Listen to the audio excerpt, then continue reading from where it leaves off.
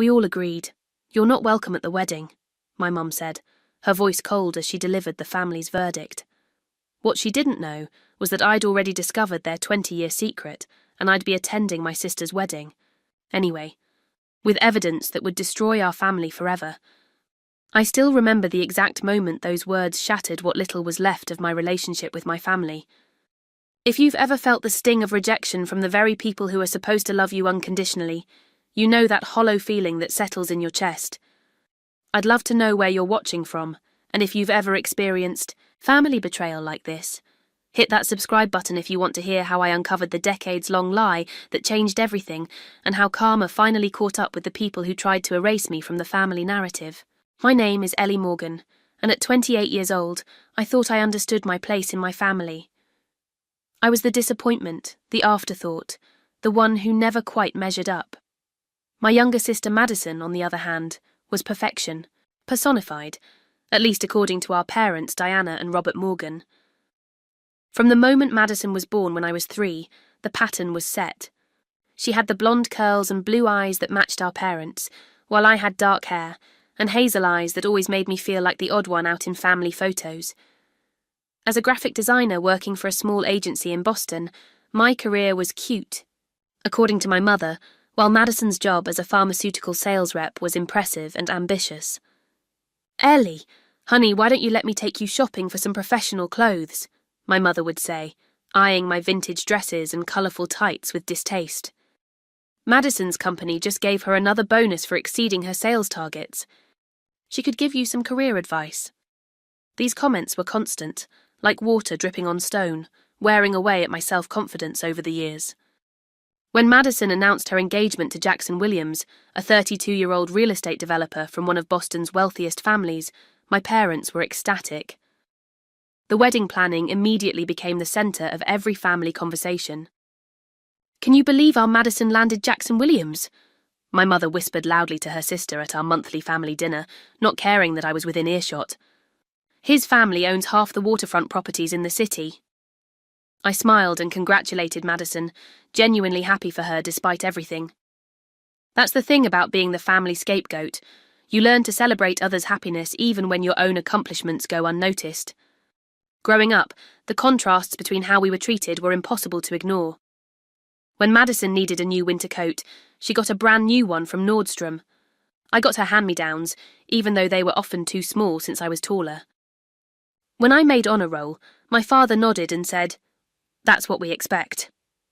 When Madison did the same, there was a special dinner celebration and presents. For my 16th birthday, I received a used Chevrolet with 120,000 miles on it. "It's practical," my father said. "You should be grateful."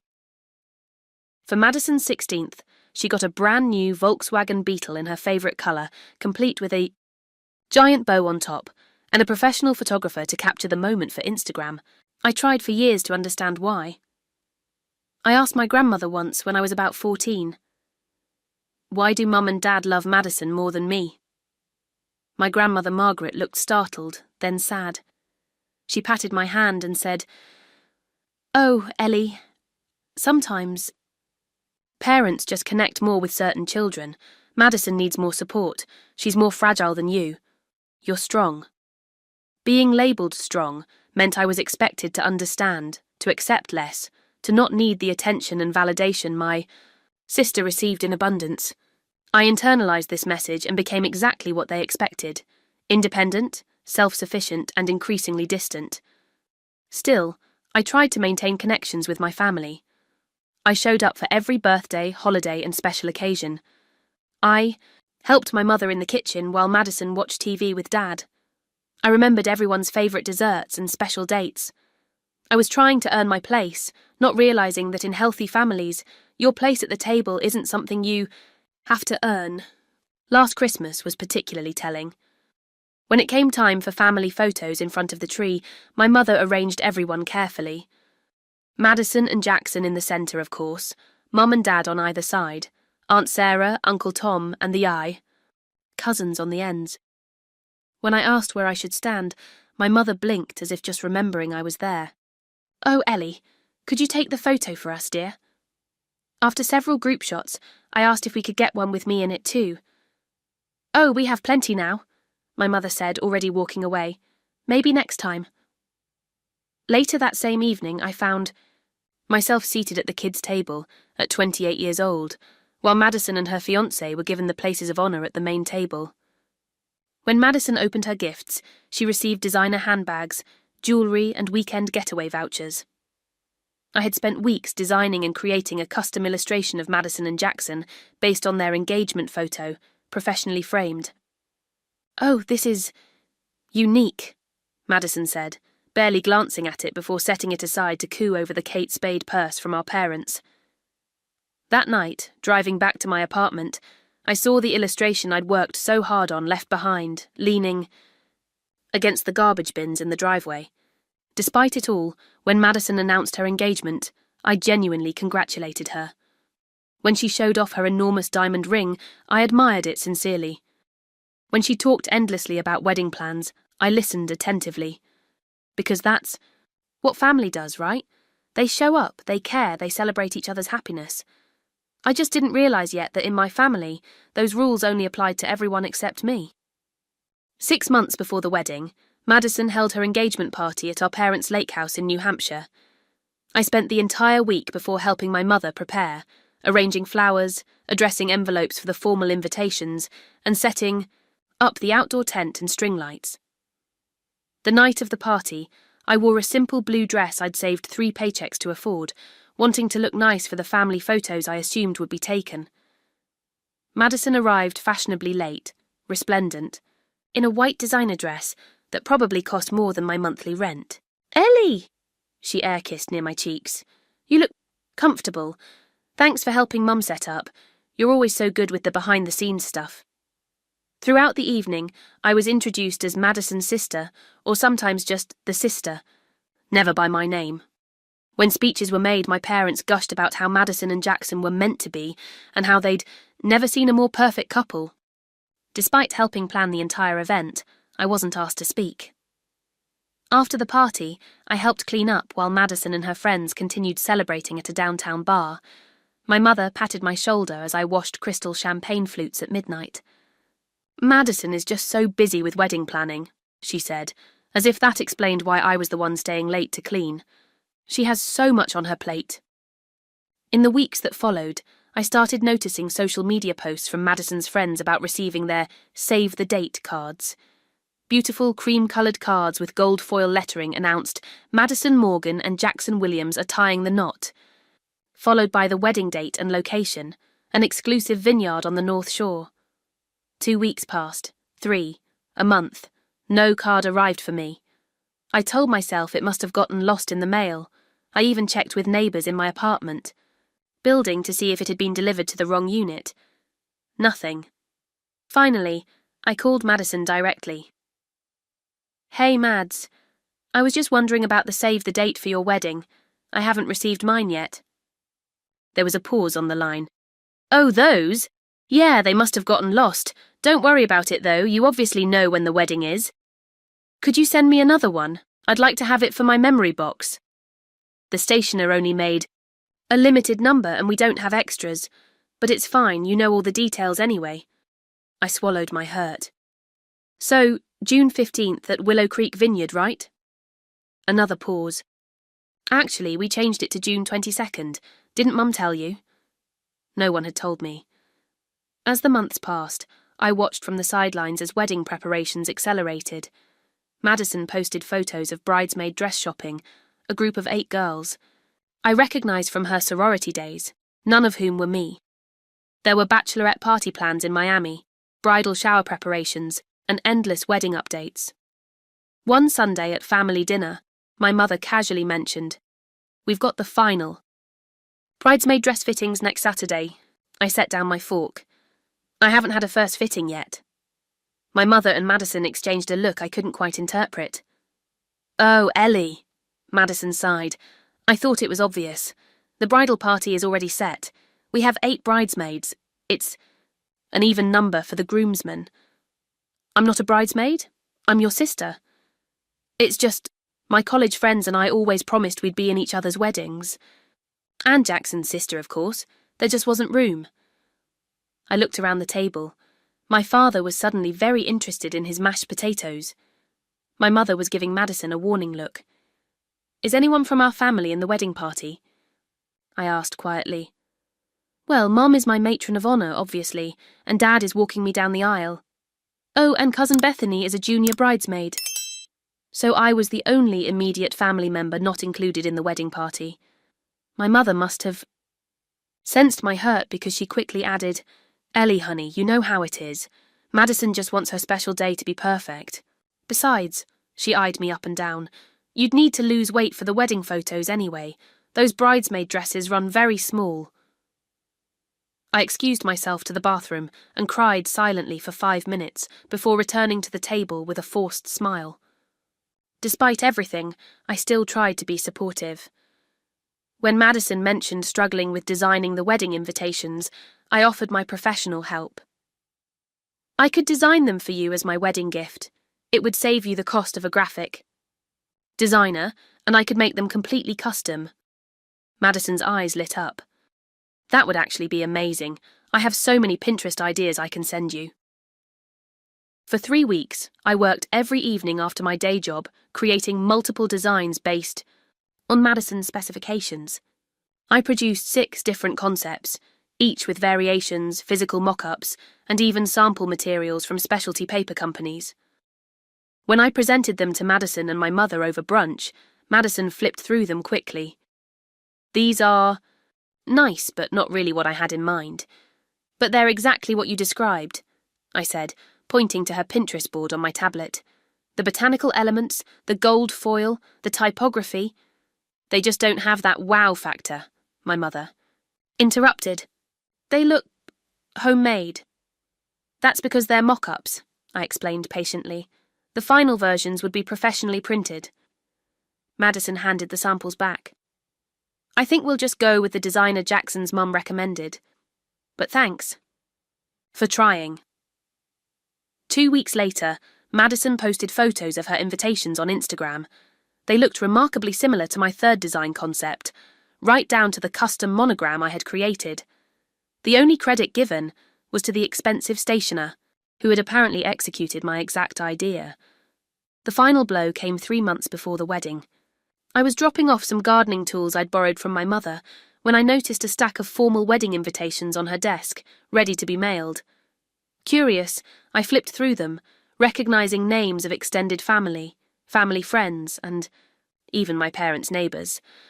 My name wasn't on any of the envelopes. I checked again, thinking perhaps mine was already sent directly to my apartment. But when I saw an invitation addressed to my downstairs neighbour, a woman my parents had met exactly once at a building holiday party I'd invited them to, I knew there was no invitation coming for me, my own sister's wedding, and I wasn't invited. I spent 3 days processing what I'd seen, trying to convince myself there must be some mistake. Madison was thoughtless sometimes, but surely she wouldn't exclude her only sister from her wedding. And my parents, as much as they favoured Madison, they wouldn't allow that, would they? Finally, I worked up the courage to call my mother directly. It was a Tuesday evening, and I paced my small apartment as the phone rang, rehearsing what to say. "Hello," my mother answered, sounding distracted. "Hi, Mom. It's Ellie." "Oh, Ellie, I'm actually quite busy with wedding preparations. Can this wait?" I took a deep breath. "Actually, no. I was at the house the other day and saw the wedding invitations ready to be mailed. I noticed there wasn't one for me." There was a long pause. "Mum, am I invited to Madison's wedding?" When she finally spoke, her voice was different, cooler, more detached. "Ellie, I think we need to be honest with each other. We all agreed. You're not welcome at the wedding." The words hit me like a physical blow. I sank onto my couch, my legs suddenly unable to support me. "What do you mean we all agreed? Who is we?" "Your father, Madison, Jackson, his parents, we all discussed it.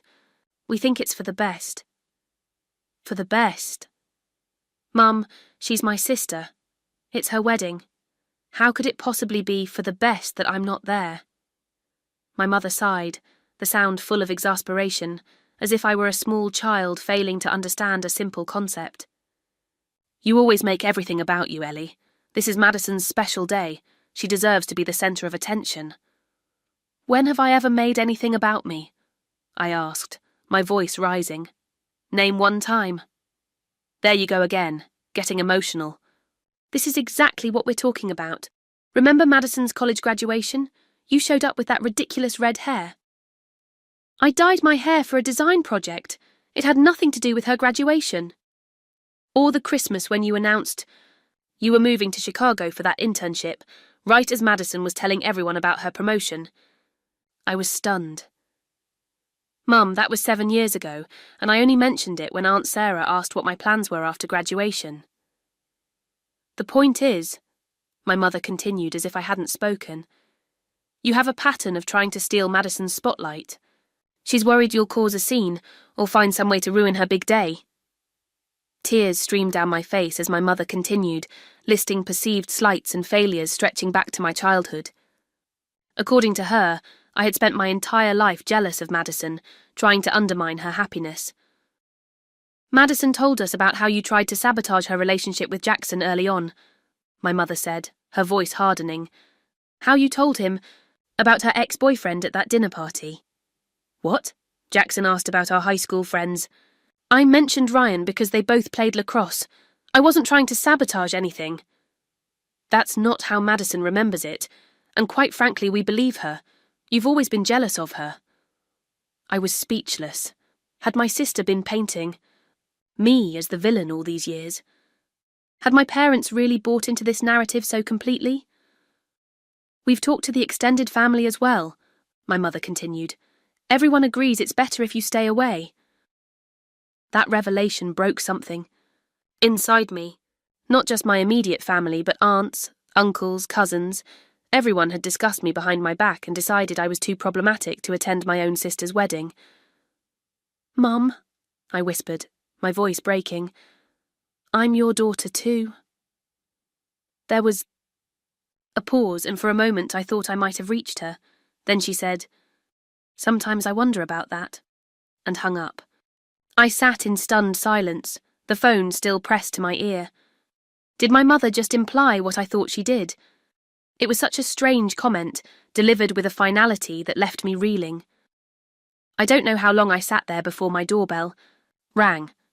It was Rachel, my best friend since college, stopping by with takeout as she occasionally did on Tuesdays. One look at my face and she dropped the bags, rushing to my side. Ellie, what happened? I tried to speak, but could only sob. Rachel held me as I cried, years of rejection and hurt pouring out of me. When I finally calmed down enough to explain what had happened, Rachel's expression shifted from concern to fury. That's beyond favoritism, Ellie. That's emotional abuse. They've been gaslighting you for years. Maybe they're right, I said weakly. Maybe I am jealous and don't realise it. Rachel took my hands firmly in hers. Ellie Morgan, I've known you for 10 years. You are the most genuinely supportive person I've ever met. You celebrated with me when I got promoted over you at that design internship. You've never had a jealous bone in your body. If anything, you don't stand up for yourself enough. She pulled out her phone and started scrolling through photos. Look at these. Your birthday 2 years ago, when Madison showed up 2 hours late and announced her promotion. Here you are, genuinely congratulating her while your own celebration got sidelined. Or this one from Christmas, where you're literally the only one helping your mum in the kitchen while Madison opens presents. Seeing the evidence through someone else's eyes made me question the narrative I'd accepted my entire life. I don't think this is normal family favoritism, Rachel said carefully. There's something else going on here. Have you ever noticed how you don't really look like anyone in your family? I blinked. Of course I'd noticed. It had been pointed out to me countless times. What are you suggesting? I don't know, Rachel admitted. But being excluded from your sister's wedding is extreme. There's a missing piece to this puzzle. That night, after Rachel left, I made a decision. I was done fighting for the approval of people who had no intention of ever giving it. I would stop trying to earn my place in a family that had clearly decided I didn't have one. What I didn't realise was that this crushing rejection would lead me to discover the truth that had been hidden from me my entire life, a truth that would change everything. 2 months before Madison's wedding, my grandmother Margaret called asking for help. She was moving from her house of 40 years to an assisted living facility and needed someone to help sort through her belongings. "Your parents are too busy with wedding preparations," she explained, "and Madison is, well, you know Madison." So on a rainy Saturday, I drove to my grandmother's Victorian home in Salem, armed with packing supplies and a rented dumpster. We spent the morning sorting through decades of accumulated possessions, deciding what to keep for her new, much smaller apartment. "The attic is the worst of it." Grandma sighed around noon. "I haven't been up there in years. My knees can't handle the stairs anymore." After lunch, I ventured into the musty attic alone. It was like stepping into a time capsule: old furniture, trunks of clothing, holiday decorations, and dozens of boxes labelled with years and events. I worked methodically, bringing items down for my grandmother to assess. In the far corner, partially hidden behind an old dress form, I found a locked trunk. The key was taped to the bottom, which seemed odd. Why lock something but make the key so accessible? Inside were family mementos, mostly old photos and letters. At the bottom was a leather-bound album I'd never seen before, labelled simply "Family Secrets" in my grandmother's elegant handwriting. I brought it downstairs, curious. "Grandma, what's this album? I found it in the locked trunk upstairs." The colour drained from my grandmother's face when she saw what I was holding. She reached for it with trembling hands. "Where did you find that? That shouldn't have been. That was supposed to be." "It was in the trunk in the corner. The key was taped to the bottom." Grandmother clutched the album to her chest, her eyes darting around as if someone might be watching. "Some things are buried for a reason, dear." Her reaction only intensified my curiosity. "What's in it? Family photos?" "Just old memories best left in the past." She tried to sound dismissive, but her voice shook. "Would you be a dear and check if the moving company called? My phone should be in my purse in the kitchen." It was an obvious attempt to get me out of the room. When I returned, the album was nowhere to be seen. Grandmother had changed the subject entirely, asking about my work and avoiding any mention of the mysterious album. Later, as I was loading boxes into my car, I noticed the album tucked between the cushions of the couch, apparently hidden there, in haste. The temptation was too strong. I slipped it into my bag, telling myself I would return it after satisfying my curiosity. That night in my apartment, I opened the leather cover with a strange sense of trepidation. The first pages contained photos I'd never seen before. My mother as a young woman, perhaps 19 or 20, laughing with a handsome dark-haired man I didn't recognise. They looked happy, in love even. The man had my colouring, my jawline, my eyes. My heart began to race. I checked the dates on the backs of the photos: 1994, 1995. I was born in December 1995. My parents, Diana and Robert, had always told me they married in February 1995 after a whirlwind romance. As I turned the pages, the story unfolded visually. My mother with the mystery man, clearly a couple. Then photos of my mother alone, looking sad, in what appeared to be early pregnancy. Then suddenly, photos of her with my father Robert, their wedding, their new house. But the timeline made no sense. If they married in February and I was born in December, I should have been a full-term baby. But the wedding photos showed no sign of pregnancy, and notes on the back dated the wedding as May 15th, 1995, which would make me premature by several months if Robert was my father. Between the pages, I found a faded letter, the ink barely legible. "Arrangements have been made. Monthly financial support will be provided under the conditions discussed. All contact must cease. The child will carry the Morgan name. These terms are non-negotiable." The letter wasn't signed, but a small note in my grandmother's handwriting in the margin read, "Alexander's final offer. Diana accepted June 1995. The final pages of the album contained newspaper clippings about a man named Alexander Reed, a successful businessman who had expanded his family's manufacturing company into international markets. And there, in a photo from a charity gala dated 2010, was the man from the earlier photos, older but unmistakable. The resemblance hit me like a thunderbolt. We had the same eyes, the same jawline, the same slight dimple in our left cheek when we smiled. I'd always wondered why I looked nothing like Robert or Diana or Madison. Now I knew. The last photo in the album was the most shocking. Alexander Reed at some corporate event, standing next to a young man about my age with the same dark hair and hazel eyes. The caption read, Alexander Reed and son Julian at Reed Enterprises. Annual Gala, 2015. I had a brother, and Robert Morgan wasn't my father.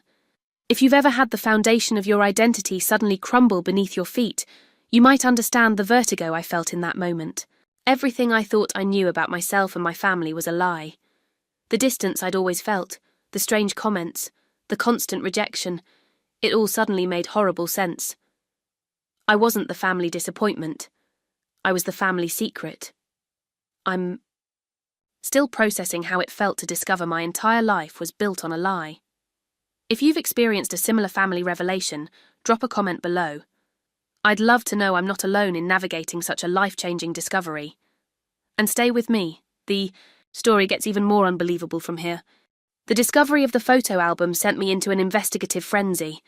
If my suspicions were correct, my entire identity was based on a lie, and I needed confirmation beyond some old photos and cryptic notes. I started with my grandmother. The day after finding the album, I returned to her house, album in hand.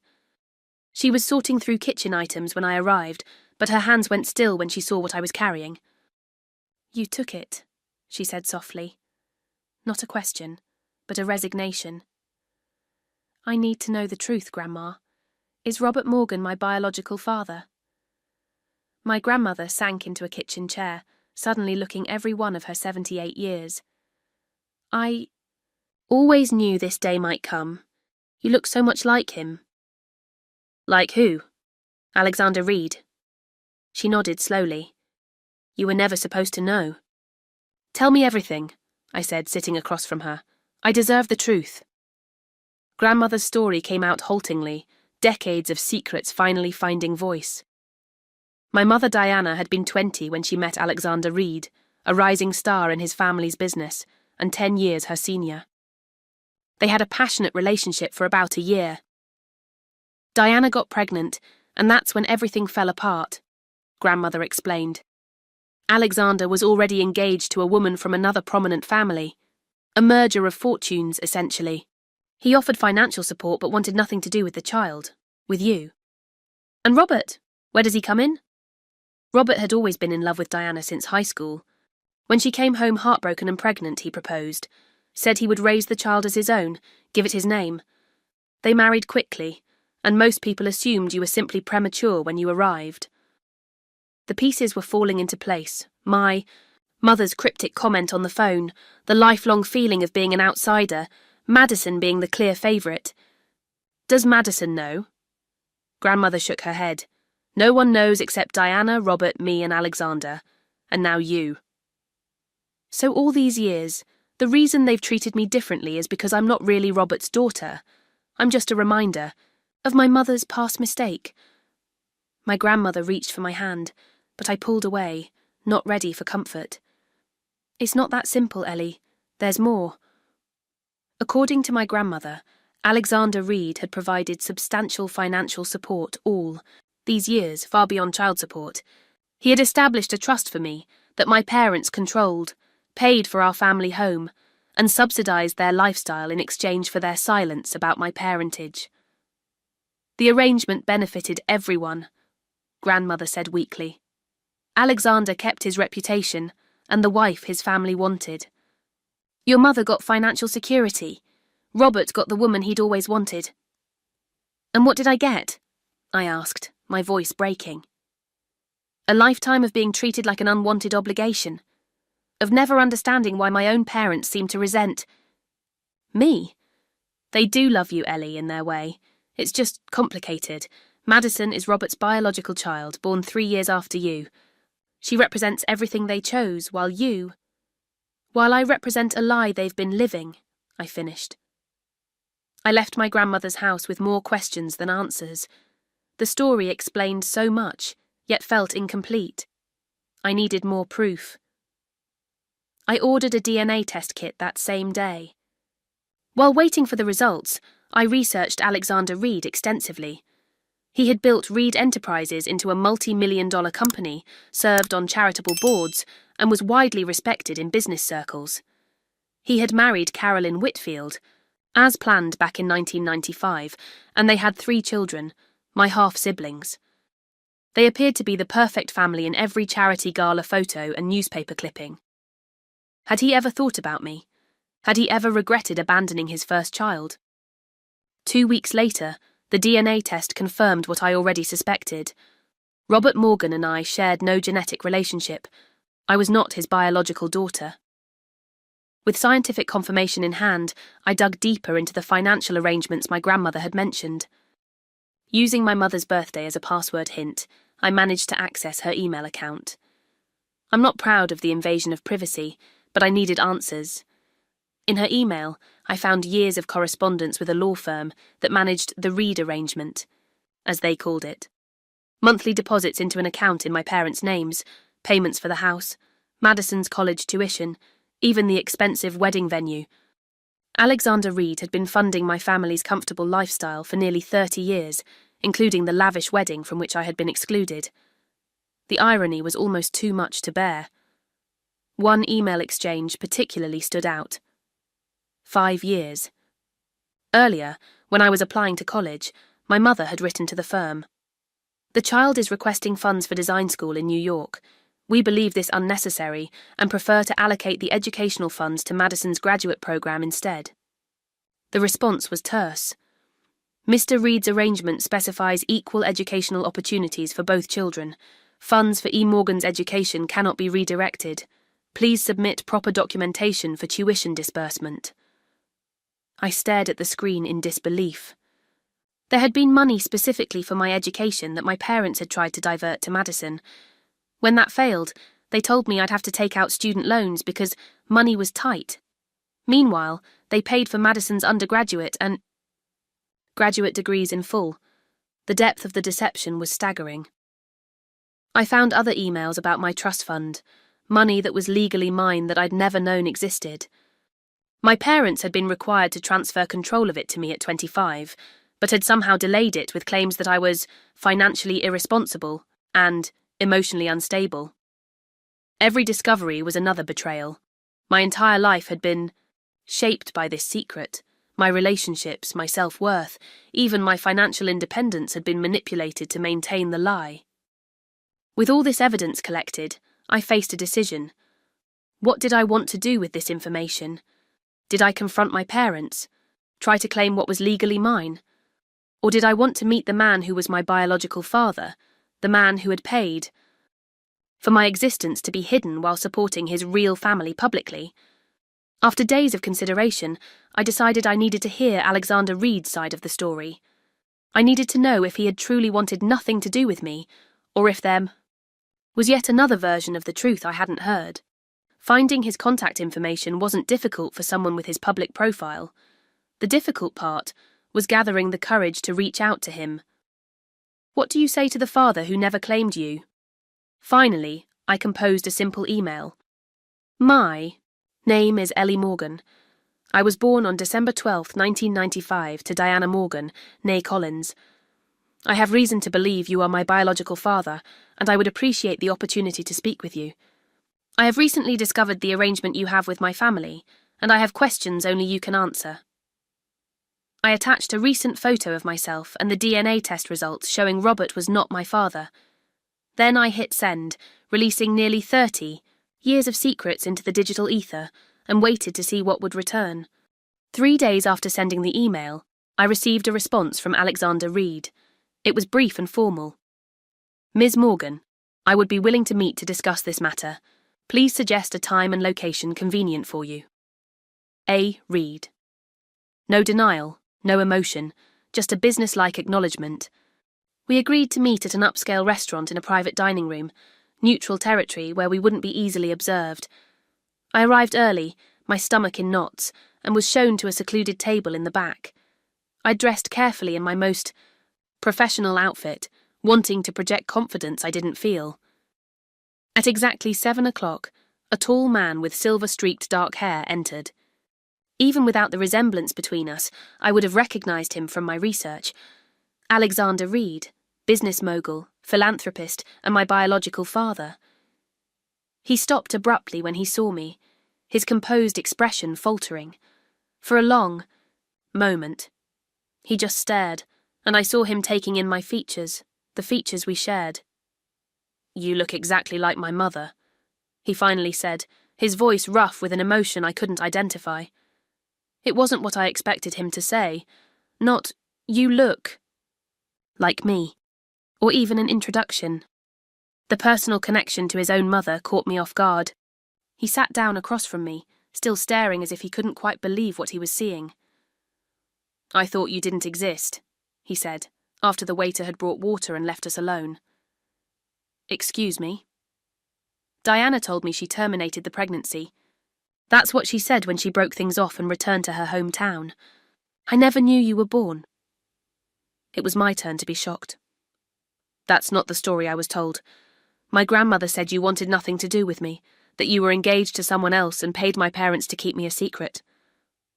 Alexander shook, his head slowly. "That's not true. Yes, I was engaged, but I would have broken it off. When Diana told me she was pregnant, I was stunned but not unhappy. I asked for time to figure things out. The next time I called, her mother said she'd lost the baby and didn't want to speak to me again." "But you've been sending money all these years," I countered. "Monthly payments, a trust fund, even paying for my sister's wedding. Why would you do that if you thought the pregnancy was terminated?" He looked genuinely confused. "What payments? What trust fund? I haven't given Diana Morgan a cent in 30 years. We stared at each other, both realizing we'd been told completely different versions of the truth. Alexander called for the waiter and ordered a scotch. I asked for the same, feeling the need for something stronger than water. "About 2 years after Diana left, I received a letter from her," Alexander continued. "She said she was married now, and that I had hurt her badly. She asked that I never contact her again. I respected her wishes. I moved on with my life, married Carolyn, had my children. I never knew—" His voice trailed off as he looked at me. "I never knew you existed." "I have copies of emails," I said, "between my mother and a law firm that manages what they call the Reed arrangement, monthly deposits, a house, college tuition, a trust fund in my name that they've kept from me." Alexander's expression hardened. "May I see these emails?" I passed him my phone with the email thread displayed. He read in silence, his face growing increasingly grim. When he looked up, there was a cold fury in his eyes that made me understand how this man had become so successful in business. "This is fraud," he said flatly. "This law firm doesn't represent me. I've never authorized any payments to the Morgans, and I certainly never established a trust for a child I was told didn't exist." My mind was reeling. If Alexander wasn't making these payments, where was the money coming from? And why would someone pretend to be acting on his behalf? Alexander was scrolling through more emails, his expression darkening. "They've been using my name to manipulate you and extract money from somewhere, possibly your grandmother, given that she seems to be part of this deception. This explains why the letter I sent you after finding your mother's address was returned unopened. You tried to contact me." He nodded, still focused on the emails. "When my mother was dying 7 years ago, she made me promise to try again, to make things right with Diana. She never believed the baby had been lost. Mother's intuition, she called it. So I hired a private investigator who found Diana's address. I wrote you a letter, introducing myself, asking if we could meet. It came back marked return to sender." "I never received any letter," I said quietly. "I never knew you wanted to meet me." Alexander set down the phone and looked at me directly.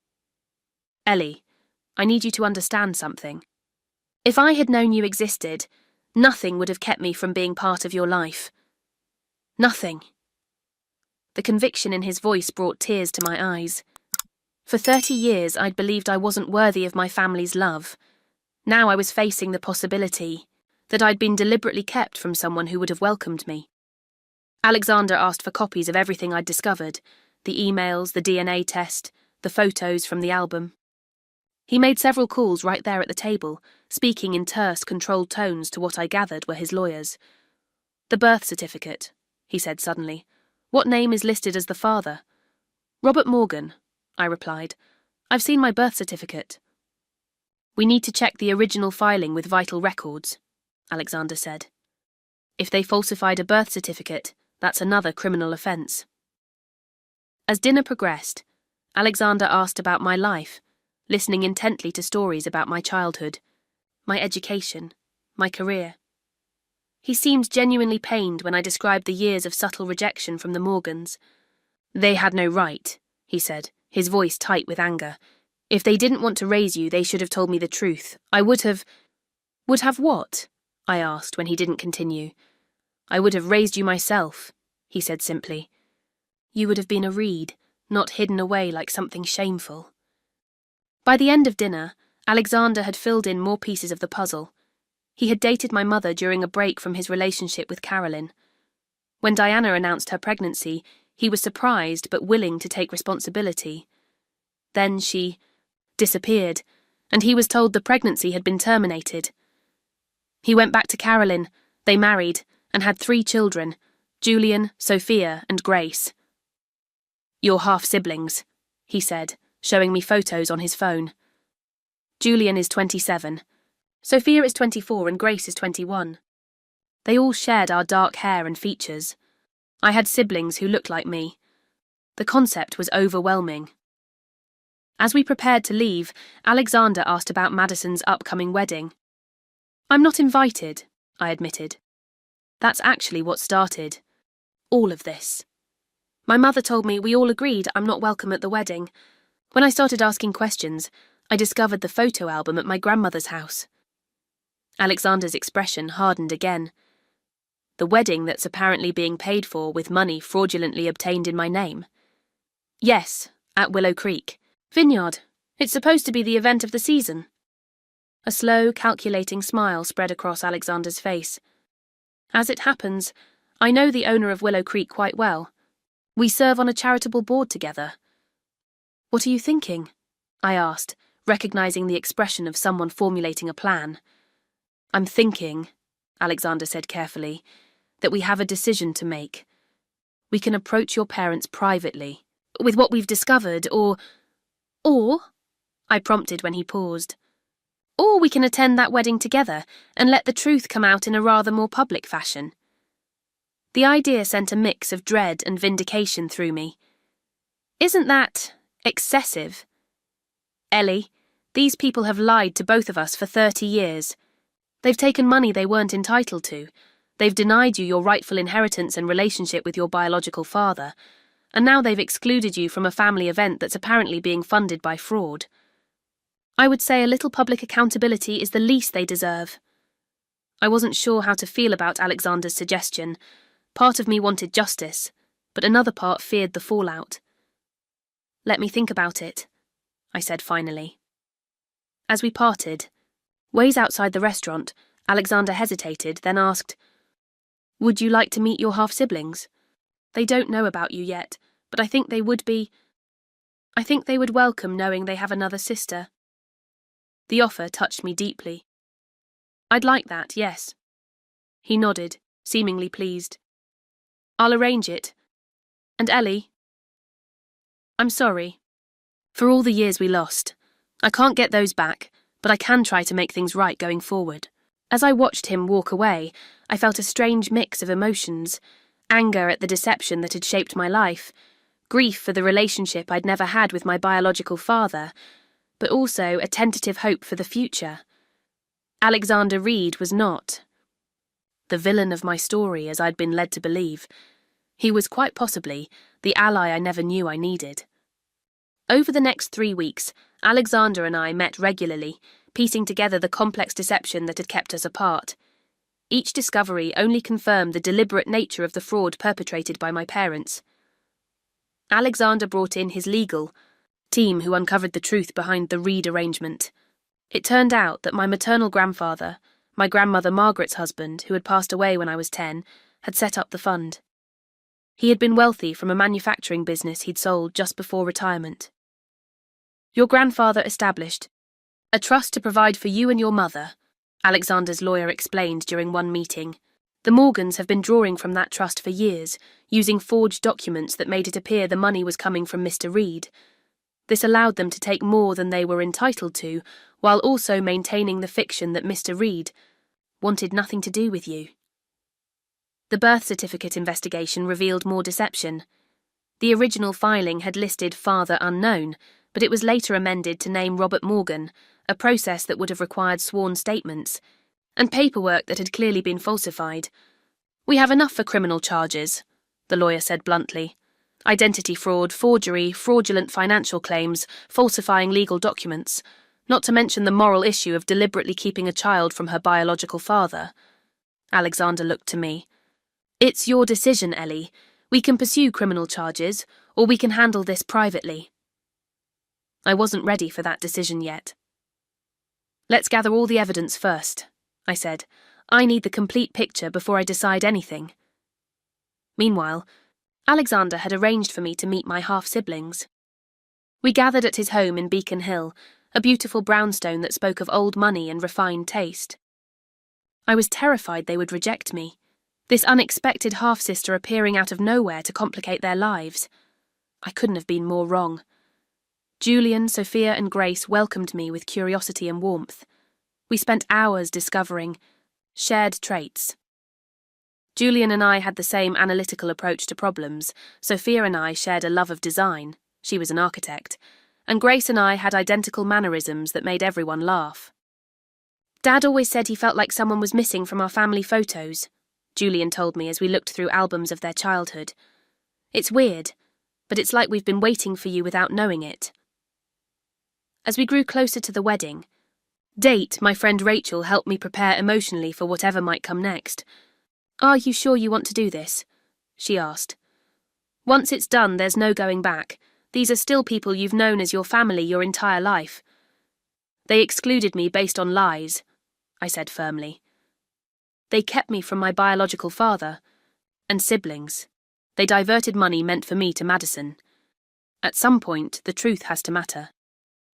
2 weeks before the wedding, Alexander informed me he had secured an invitation as a family friend.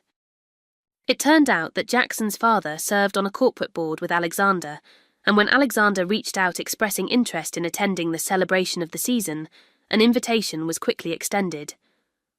What exactly are you planning? I asked when he told me.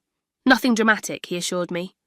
I just want to be there to support you when you confront your parents, and perhaps my presence will add weight to the evidence. I wasn't convinced his intentions were that simple, but I had come to trust Alexander. Despite the lost years, we had formed a genuine connection. He was intelligent, principled, and had a dry humour that matched my own. More importantly, he treated me with a respect I'd never received from Robert Morgan. As we continued our investigation, we discovered more. Troubling information. My college fund, money specifically designated for my education from my grandfather's trust, had indeed been diverted to Madison. When that wasn't enough for her graduate program and the beginnings of the lavish wedding, my parents had taken out a second mortgage on their house. Most shocking was the discovery that the wedding venue, flowers, catering, and Madison's designer dress had all been paid for with the last of my trust fund, money that was legally mine. They've spent almost all of it, Alexander's financial investigator reported. The account that should have been transferred to Ms. Morgan at age 25 is nearly depleted. My parents had spent my inheritance on the very wedding I had been barred from attending. I made one last attempt at resolving the situation privately. I sent an email to my parents with some of the evidence attached, the trust documents, the falsified birth certificate, the proof that Alexander Reed had never been involved in any financial arrangement. I know the truth, I wrote. I've met Alexander Reed, my biological father. I know about grandfather's trust and how you've used that money. I'm giving you an opportunity to explain yourselves before this becomes a legal matter. The response came from my father's email, but had my mother's tone. "You've always been determined to ruin things for this family. If you pursue this vindictive fantasy, you will regret it. Madison's wedding is going to be perfect, and you will not destroy her special day with your delusions and attention-seeking behaviour." There was no acknowledgement of the evidence, no explanation, not even a denial. Just threats and the same accusations of jealousy they'd always levelled at me. With that response, my decision was made. I would attend the wedding with Alexander, and the truth would finally come to light. "Are you absolutely certain?" Rachel asked the night before the wedding, as she helped me select an outfit. "This is going to be nuclear." I looked at the simple but elegant navy blue dress I'd chosen, conservative enough for a wedding, but striking enough to make me feel confident. "I've spent my entire life being made to feel like I don't belong," I said. "I've been lied to, stolen from, and excluded from my own family. For once, I want the truth to be acknowledged. I want them to face what they've done." Rachel hugged me. "Then I'll be right there with you. Champagne for after? Win or lose, I think we'll need it." That night, I could barely sleep. I wasn't just confronting my parents. I was confronting the narrative that had shaped my entire identity. Whatever happened tomorrow, nothing would ever be the same again. As dawn broke on Madison's wedding day, I felt a strange calm settle over me. The time for doubt was past. Today, one way or another, the truth would finally be known. Madison's wedding day arrived bright and clear, a perfect June Saturday that seemed to mock the storm about to break over the Morgan family. Alexander picked me up in his Mercedes, looking distinguished in a tailored suit. Rachel followed in. Her own car, our backup and emotional support. "Are you ready?" Alexander asked as we drove toward Willow Creek Vineyard. "As ready as I'll ever be," I replied, smoothing my dress for the 100th time. The vineyard was stunning. Rolling hills covered with neat rows of grapevines, a stone manor house decorated with white roses and greenery, white chairs arranged in perfect rows facing a flower-covered arch with views of the valley beyond. Everything screamed expense and careful planning. As we approached the entrance, a security guard checked a tablet. "Names, please?" "Alexander Reed and guest," Alexander said smoothly. "I should be on Jackson's father's list." The guard scanned his tablet, then nodded. "Yes, sir. Mr. Williams mentioned you specifically. Please proceed to the ceremony area." Rachel was able to enter as another guest's +1, a college friend of Madison's who owed Rachel a favour. We were in. We took seats near the back, not wanting to draw attention before the ceremony. I watched as familiar faces arrived, aunts, uncles, cousins, family friends who had known me my entire life. None of them seemed surprised by my absence. Had they really all agreed I shouldn't be there? Or had they simply accepted whatever story my parents had told them? The ceremony itself was undeniably beautiful. Madison looked radiant in her designer gown, and Jackson seemed genuinely in love as they exchanged vows. Despite everything, I felt a pang of sadness that our relationship had been so poisoned by our parents' choices. In another world, I might have been standing beside her as maid of honour, celebrating her happiness without reservation. As the ceremony concluded, and guests moved toward the reception in the vineyard's elegant barn, Alexander squeezed my hand. "Remember, we're not here to ruin the day. We're here for acknowledgement and accountability." I nodded, but my resolve wavered as I watched Madison and Jackson, radiant with happiness, greeting guests. Did I really want to shatter their perfect day? Then I saw my mother, resplendent in a designer dress that probably cost more than my monthly rent, accepting compliments on the exquisite venue and no expense-spared celebration, all paid for with money that was rightfully mine. My father stood nearby, playing the proud father of the bride, basking in approval for the daughter who was truly his, while I, the child he had agreed to raise as his own, had been excluded and erased. As if sensing my presence, my mother suddenly looked in my direction. Her face froze in shock, then quickly shifted to fury. She grabbed my father's arm and whispered urgently in his ear. His head snapped up, eyes scanning until they found me. The colour drained from his face. Before they could approach or call security, I excused myself to the restroom, needing a moment to steady my nerves. I was splashing cool water on my face when the door swung open and my mother stormed in, checking the stalls to ensure we were alone. "How dare you show up here?" she hissed. "You were explicitly told you were not welcome." I straightened, meeting her gaze in the mirror. "Hello to you too, Mom. Or should I even call you that, since you've treated me like a stranger my entire life? This is exactly the kind of dramatic behaviour we wanted to avoid. You're going to ruin Madison's wedding." "I'm not here to ruin anything. I'm here because I know the truth, about Alexander Reed, about Grandfather's trust fund, about the lies you've been telling for 30 years. My mother's expression flickered between rage and fear. "You have no idea what you're talking about. I know Alexander Reed never abandoned me because he didn't even know I existed. You told him you terminated the pregnancy. I know the money you've been living on, the money paying for this wedding, came from Grandfather's trust, not from Alexander. I know you diverted my college fund to Madison and kept my trust fund from me. I have documentation of all of it." She paled but quickly recovered. "You ungrateful little. After everything we've done for you.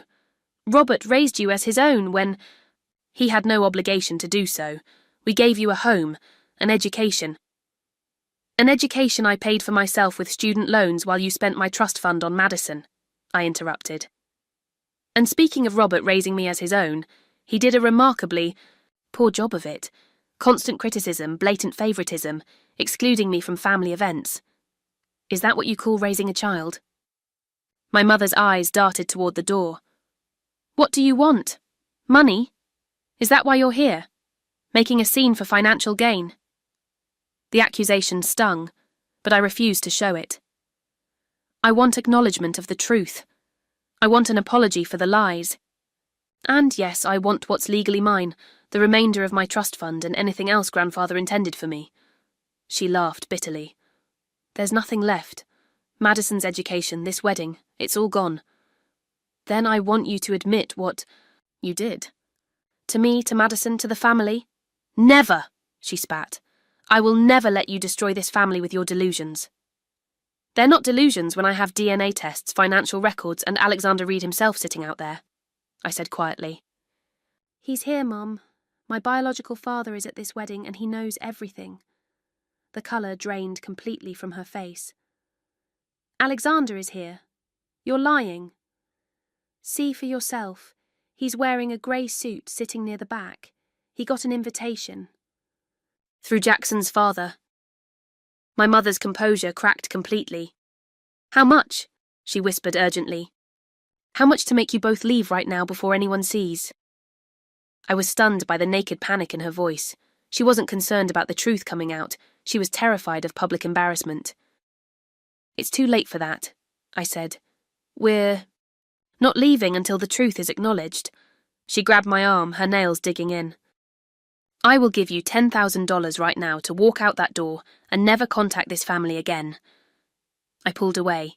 "You don't have $10,000. You spent all your money, and mine, on this wedding. Besides, this isn't about money anymore. It's about 30 years of lies." As we squared off in the restroom, a gentle knock came at the door. "Diana? Are you in there? The photographer wants family photos." It was my father's voice. My mother's eyes widened in panic. "Just a minute, Robert," she called, her voice suddenly honey-sweet. Then to me in a vicious whisper, "If you ruin this wedding, I will never forgive you." "You've never loved me anyway," I replied calmly. "So I don't see what I have to lose." I walked past her and opened the door to find my father standing there, his face a mask of barely controlled anger. "Ellie," he said stiffly, "you need to leave, now." "Actually, I don't," I replied. "I'm here as a guest of Alexander Reed.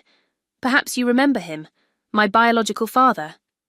The blood drained from my father's face as he looked past me to where Alexander was now visible, mingling with guests near the bar. The resemblance between us was unmistakable from this distance. "This is not the place," my father hissed. "You can't do this to Madison." I'm not doing anything to Madison, I said. This is about what you and Mum have done to me, and to Alexander, for 30 years. Before he could respond, the wedding planner approached. Mr. and Mrs. Morgan, we really need you for family photos now. The light is perfect. My father gave me a warning look before following the planner, my mother close behind, whispering furiously in his ear. I rejoined Alexander and Rachel, my sir, heart pounding. They know we're here. Mum tried to bribe me to leave. Alexander's expression hardened. Are you all right? Yes, just... Let's wait until after the photos and dinner. I don't want to ruin the actual celebration for Madison. We kept a low profile through the dinner service, seated at a table with distant acquaintances of the Williams family who didn't know me. I could feel my parents watching us tensely from the head table, my mother whispering to relatives, probably trying to control the damage. After dinner, the toasts began. My father stood to give his speech, praising Madison as the daughter every father dreams of, and congratulating himself on raising such a perfect young woman.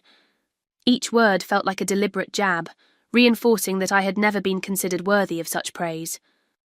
As dancing began and the formal structure of the evening loosened, Alexander and I made our move. We approached the head table just as my parents were speaking with Jackson's parents, the perfect audience for the truth. Robert, Diana, Alexander said pleasantly. It's been a long time. My father froze mid-sentence. My mother's champagne glass slipped from her fingers, shattering on the floor. Alexander, my father managed, his voice strangled. What a surprise? Indeed, Alexander agreed. Almost as surprising as discovering the daughter I was told never existed, or finding out my name has been used to perpetrate financial fraud for decades. Jackson's parents looked between us in confusion. Robert, what's going on? Jackson's father asked. You know Alexander Reed? It's complicated, George, my father said weakly. It's actually quite simple, I interjected. Allow me to introduce myself. I'm Ellie Morgan, Madison's sister, the one who wasn't invited to the wedding, and my biological daughter, Alexander added, placing a hand on my shoulder. The shocked silence that followed was broken by the sound of heels approaching rapidly. Madison was striding toward us, Jackson close behind. Ellie? What are you doing? Here. Mum said you were too sick to come, Madison said, confusion evident on her face. That was their excuse? That I was sick? Not that they had deliberately excluded me? I'm not sick, Madison. I was told I wasn't welcome. Mum specifically said, we all agreed you're not welcome at the wedding. Madison's perfect bridal composure faltered. What? I never said that. I sent you an invitation. Now it was my turn to be confused. No, you didn't. I never received an invitation. I addressed it myself, Madison insisted. I gave it to Mum to mail with the others. All eyes turned to my mother, who was rapidly losing colour. Diana? My father questioned. Did you mail Ellie's invitation?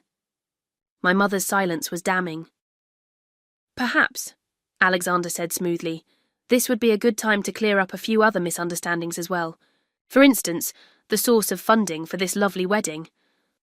Jackson's father frowned. What about the funding? Robert assured me everything was covered. Oh, it was covered, Alexander confirmed, with money from a trust established for Ellie, by her grandfather, money that was legally hers, but which Robert and Diana have been systematically embezzling for years. The accusation hung in the air like a thundercloud. My father began to sputter denials, but Alexander calmly produced a folder of documents he'd brought for exactly this purpose. Bank statements, trust documents, falsified correspondence. It's all here. Along with DNA test results confirming I am Ellie's biological father, a fact Diana concealed from me for 30 years while fabricating a story that I had abandoned my child. As the evidence was laid out, my grandmother appeared at the edge of our group, drawn by the commotion. Her eyes met mine, filled with resignation and sorrow. It's true, she said quietly, silencing my father's continued protests. All of it. Diana told Alexander she had terminated the pregnancy. She and Robert used Howard's trust fund meant for Ellie, claiming the money came from Alexander. They've been living on that money for years. Madison sank into a nearby chair, her perfect wedding day crumbling around her. You lied about Ellie not being invited. You spent her money on my wedding. Dad isn't even her real father. Jackson placed a protective hand on Madison's shoulder, his expression hardening as he looked at my parents. You told me Ellie declined the invitation because she was jealous of our relationship. You said she'd tried to cause problems between us. They've been saying things like that about me my entire life, I said sadly. It was easier to make me the villain than admit the truth. The reception had ground to a halt around us. Guests, sensing the drama unfolding, even if they couldn't hear the specifics. My mother finally broke her silence, her voice cold and brittle. You've had your revenge now, Ellie. Are you satisfied? You've ruined everything, just like you always do. Her words hung in the air, revealing more about our relationship than any evidence ever could. Even now, faced with the consequences of her own actions, she could only blame me. I didn't come for revenge, I said quietly. I came for the truth. Madison deserved to know who paid for her wedding. I deserve to know who my father is. Alexander deserved to know he has a daughter. The truth matters, Mom. As security approached, summoned by someone in the growing chaos, Alexander placed a steadying hand on my shoulder. I think we've accomplished what we came to do, he said softly. The truth is out. The rest can be handled through legal channels. I nodded, suddenly exhausted by the decades of emotions finally finding release. As we turned to leave, Madison called after me. Ellie, wait! She approached us, her wedding dress rustling, her perfect makeup now streaked with tears. I didn't know, she said, her voice breaking. I swear I didn't know any of this. I thought you got an invitation.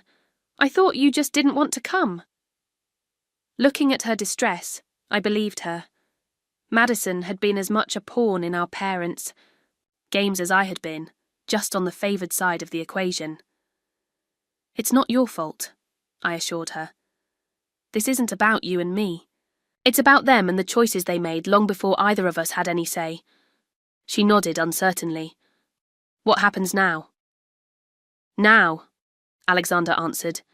There will be legal consequences for fraud and financial misappropriation. But that's between the adults involved.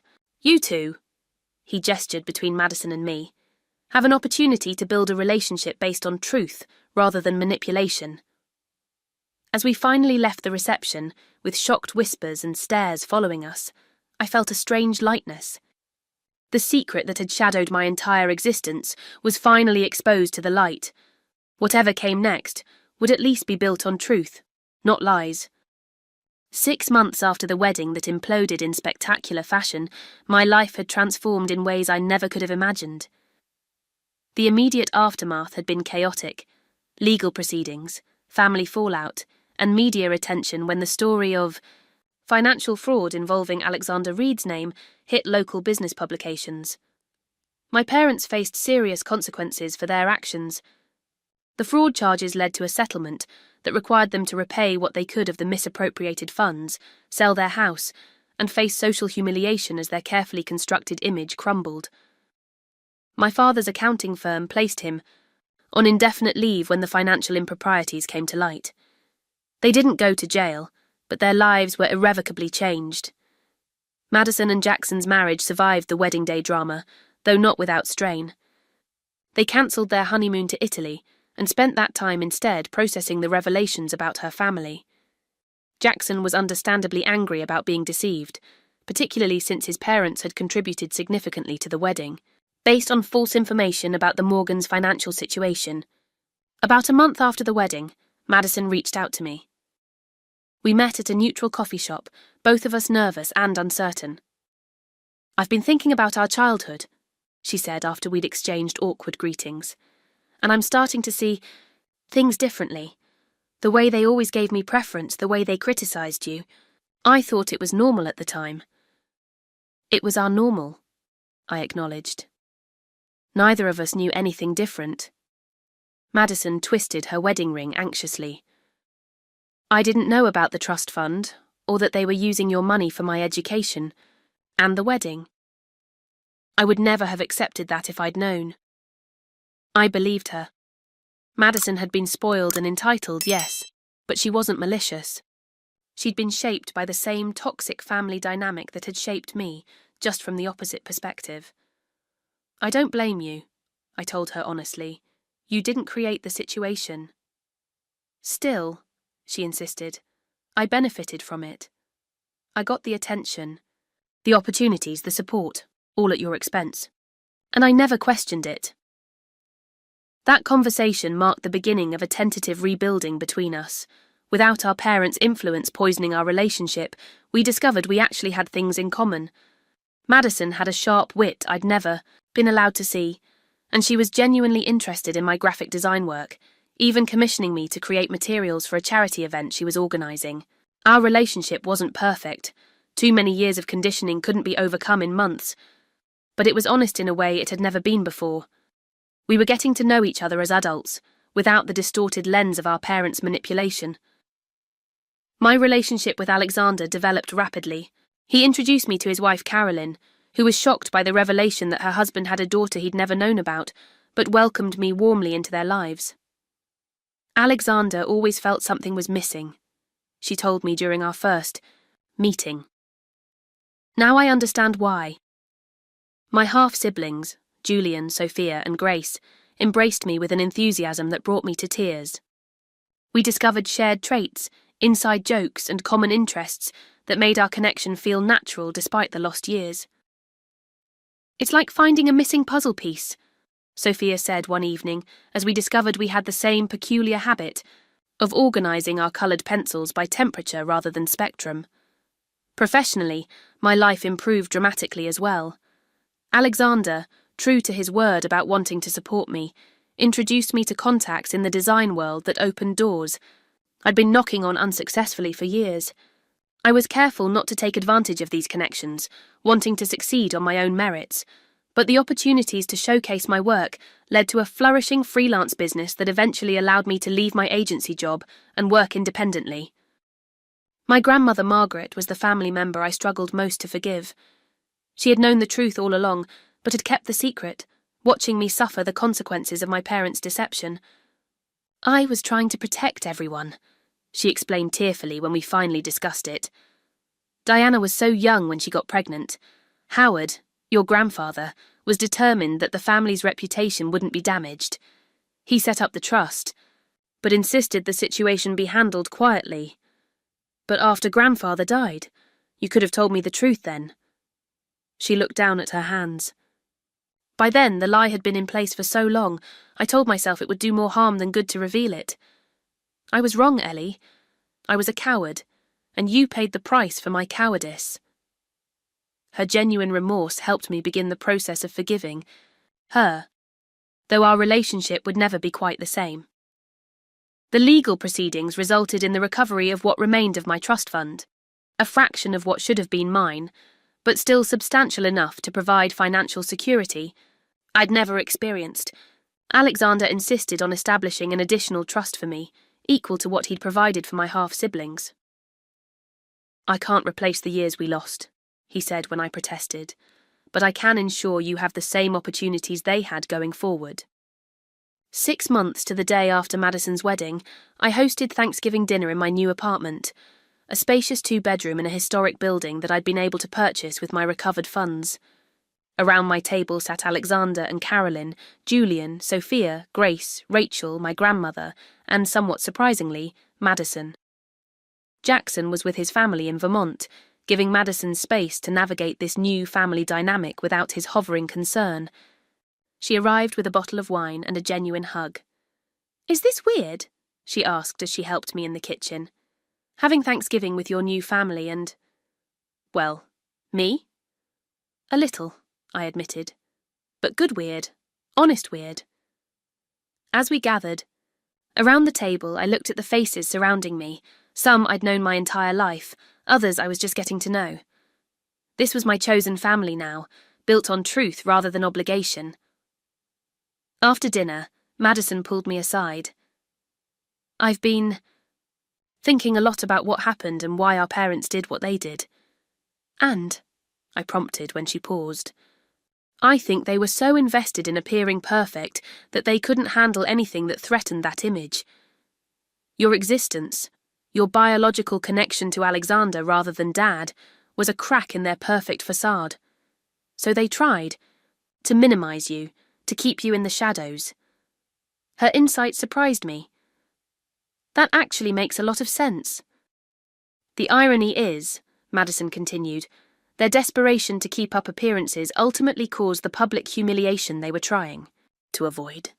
As the evening wound down and guests began to leave, I found myself standing with Alexander by the window, watching the first snowflakes of the season drift past the streetlights. "You know," he said thoughtfully, "when your mother told me she'd terminated the pregnancy, it broke something in me. I moved forward with my life, married Carolyn, had my family, but there was always a shadow, a sense of loss I couldn't explain. And now?" I asked. "Now I understand what was missing," he said simply. "It was you."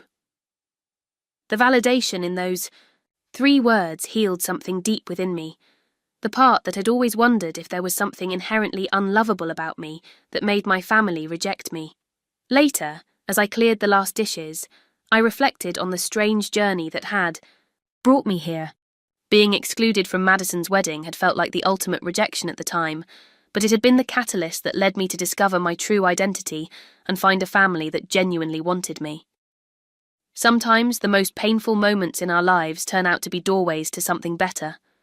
Had I been invited to that wedding, I might have continued in the same pattern for years, seeking approval from people who were constitutionally incapable of giving it, never knowing the truth about my origins or my inheritance. As I placed the last wineglass in the dishwasher, Madison appeared with a stack of plates. "I keep thinking about what you said at the wedding," she told me. "That you didn't come for revenge, you came for the truth. I didn't understand then, but I think I do now." She placed the dishes on the counter and turned to face me directly.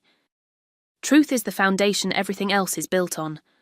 Our parents built their lives and ours on lies, and look how fragile it all turned out to be." I nodded, touched by her insight. The truth can be painful, but living a lie is ultimately more destructive. As Madison left and I finished cleaning up, I thought about how differently this Thanksgiving had felt from any family gathering in my memory. There had been no tension, no walking on eggshells, no carefully maintained facades, just genuine connection and the beautiful messiness of real human relationships. My phone pinged with a message from Alexander. "Thank you for today. Family dinner at our house next month? The kids insist."